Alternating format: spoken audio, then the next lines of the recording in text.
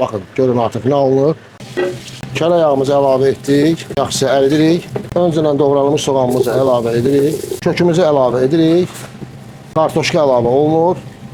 Yaxşı da qarışdırırıq. Qovrulmağı gözləyirik. Çox qızartmırıq, sadəcə yüngül qovururuq. Çox insanlar tomat vurur. Mən pomidor vururam. Tomatdan biraz ehtiyatlı olun. Dəfnə yarpağı atırıq ki, dadı çıxsın. Və suyumuzu əlavə edirik.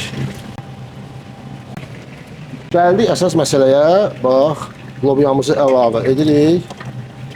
Biri sulu xoşdur, biri qatı. Əslində lobya şorbası biraz qatı olmalıdır. Ona görə vurduğunuz inqrediyentlərə fikir verin ki, şorbamız biraz qatı olsun. Öncədən bişirdiyimiz ət, quzu ətidir.